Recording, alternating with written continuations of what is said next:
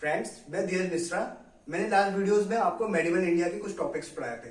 वो टॉपिक था आपका वैदिक इंडिया।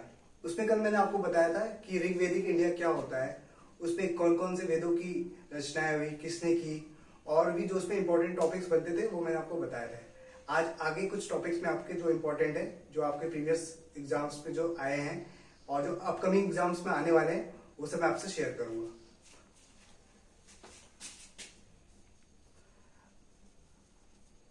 ऋग्वेदिक हम इसको इसलिए बोलते हैं क्योंकि ये इसके बारे में हमको ऋग्वेद से पता लगता है।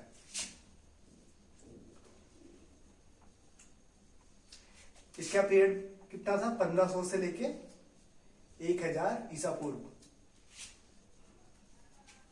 इसको हम आर्यंस पीरियड भी बोलते हैं। आर्यंस आर्यंस का मतलब क्या होता है? यह एक संस्कृत वर्ड है। Aryans is a Sanskrit word.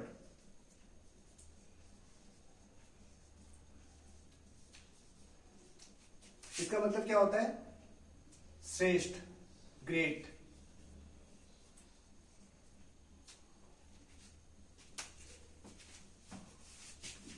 Aryan सबसे पहले आके कहां पे बसे थे? ये लोग आए थे मध्य एशिया से आए थे। मैंने आपको बताया था, इस पे काफी विवाद है। कुछ लोग बोलते हैं ये आर्टिक जोन से आए थे, कुछ लोग बोलते हैं हिमालय से आए थे, बट बात जो मानी जाती है वो मैक्स मुलर की ही मानी जाती है। ठीक है, तो ये जो सबसे पहले आए थे, तो ये सबसे पहले आके आपके अफगानिस्तान में आके बसे थे। अफगानिस्तान, पान, पंजाब।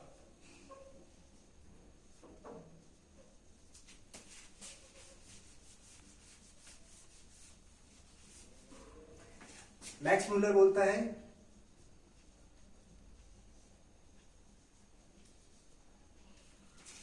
East Asia. स्वामी दयानंद सरस्वती, स्वामी दयानंद सरस्वती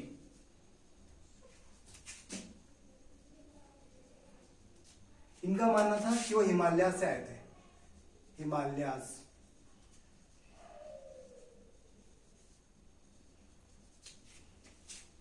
बाल गंगाधर तिलक का मानना था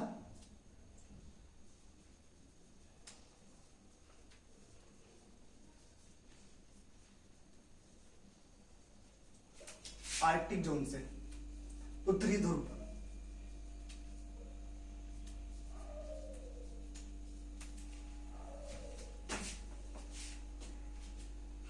बाकी ऋग्वेद का मैंने कल आपको बताया था कि तीसरे मंडल में गायत्री मंत्र की रचना हुई थी। वो आपके विश्वामित्र ने की थी। वो कर्म से तो ब्राह्मण थे, लेकिन जन्म से वो क्या थे? क्षत्रिय थे। ठीक है, फिर मैंने आपको बताया था जो नौवा वेद है वो आपका भगवान सोम को समर्पित है। ठीक है, एक और देवता थे जो आर्यन जिसको बहुत जिनकी पूजा करते थे, वो कौन थे? गॉडेस आपके अग्नि, अग्नि भगवान।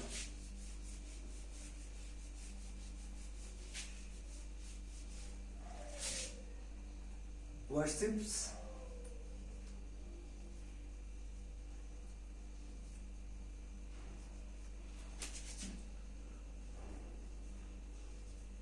सोम, अग्नि, इंद्र।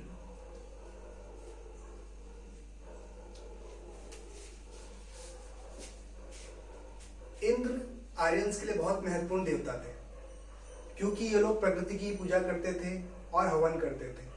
और मैंने आपको कल क्या बताया था कि ये लोग दाल और नमक का आविष्कार उस समय नहीं था, ना इनको इस बारे में पता था। तो ये लोग दूध से बने पदार्थ और खीर वगैरह ही खाते थे। ठीक है, तो ये इसलिए प्रकृति की पूजा करते थे। ये लोग क्या थे? ये पशुपालन करते थे। आर्यंस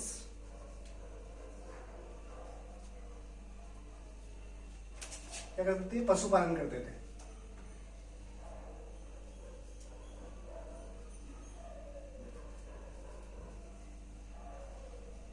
पशुपालन करते थे। ठीक है, और ये क्या करते थे? गाय इनको बहुत प्रिय थी। ठीक है, गाय की ये लोग पूजा करते थे। दान में मैंने कल बताया था, अगर कोई दान पूजा पाठ हो रहा है तो उसके एवज में पंडित उससे क्या लेता था, गाय ही लेता था। जमीन जायदाद से ज्यादा प्राथमिकता गाय को ही दी जाती थी, ठीक है। और घोड़ा इनको अति प्रिय था, हॉर्स।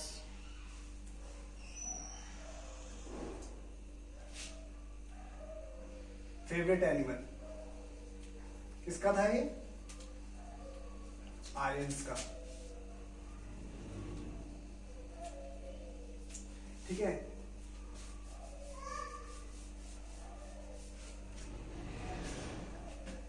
ऋग्वेद के 10वें मंडल में एक और चीज आता है जिसमें पहली बार शूद्र शब्द का हमको पता लगता है।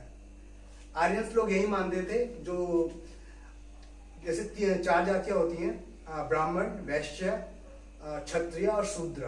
तो ब्राह्मण्स को ये लोग मानते थे कि वो भगवान ब्रह्मा के मुख से पैदा हुए थे, और जो क्षत्रिय थे वो उनके बाहों से पैदा हुए थे, और जो वैश्य था वो उनके जांघों से पैदा हुए थे, और जो शूद्र था वो उनके पांव से निकले थे। तो ऐसा माना जाता है। तो ये कौन से हैं, ऋग्वेद के 10वें मंडल में है, 10वें मंडल में। फिर एक और चीज है, 10वें मंडल में हमको पुरुषी युद्ध का भी पता लगता है। ये बहुत ही फेमस युद्ध था, ये 10 राजाओं के बीच में लड़ा गया था। किसके साथ, सुदास, और इसमें सुदास की विजय हुई थी।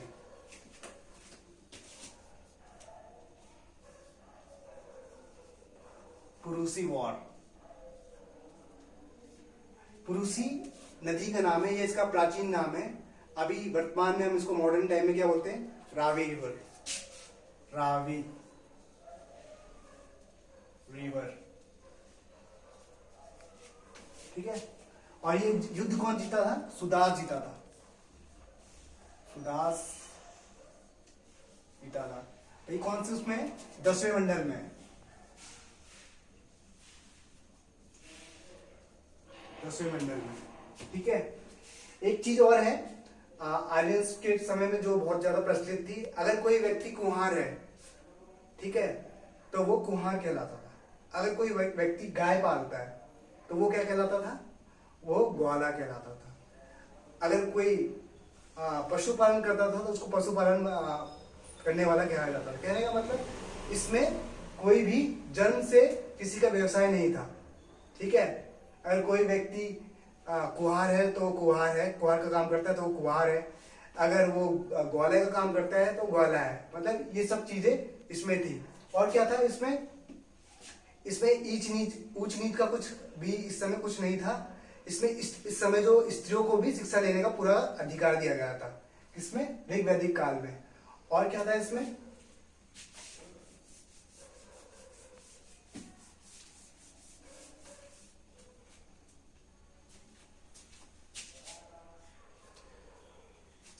और एक और चीज था इसमें, जो आपके उत्तर वैदिक काल है, इसमें हमको बाकी के जो 3 वेद हैं उसमें उसके बारे में पता लगता है। जो आपका यजुर्वेद है, आपका अथर्ववेद है, और आपका जो सामवेद है, वो किससे पता लगता है, आपका उत्तर वैदिक काल का।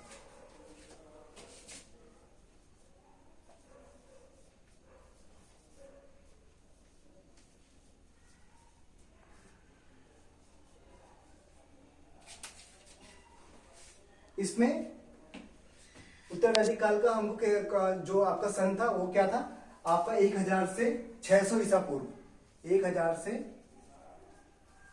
600 ईसा पूर्व था, ठीक है। इसमें आपको क्या था, यजुर्वेद, यजुर्वेदा, यजुर्वेदा में क्या है, पूजा की पद्धति के बारे में पता लगता है, हवन की विधि का पता लगता है, ठीक है। और सोमवेद में क्या था, हमारे सोमवेद में था, इसको भारतीय संगीत का जनक भी कहा जाता है, ठीक है।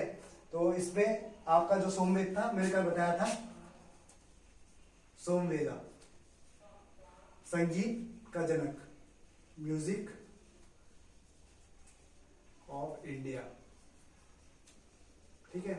फिर मैंने बताया था ये आपका जो था, आपका अथर्ववेद, इसमें चिकित्सा के बारे में पता लगता है। अथर्ववेद,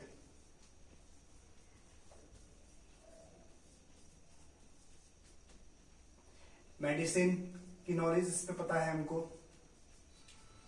ब्लैक मैजिक,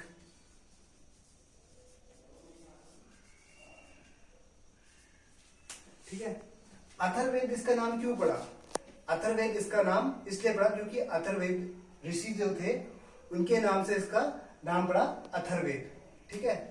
और क्या था, उत्तर वैदिक काल में एक चीज और थी, जैसे ऋग्वैदिक काल में क्या था कि कोई भी जन्म से किसी का व्यवसाय हम पता नहीं करते थे। अगर कोई व्यक्ति कुहार का काम करता है तो वो कुहार इसलिए कहलाता था क्योंकि वो कुहार का काम कर रहा है। लेकिन यहाँ पे अब थोड़ा चेंज आया।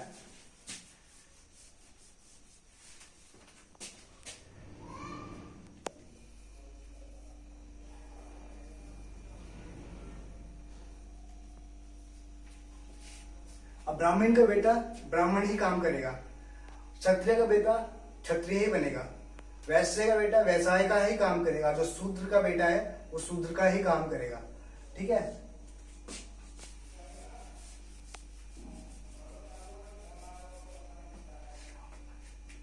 आज के लिए सर फ्रेंड्स इतना ही खत्म करेंगे। कल की वीडियोस में मैं और भी क्वेश्चन आपसे शेयर करूंगा जो इंपॉर्टेंट है। धन्यवाद, जय हिंद।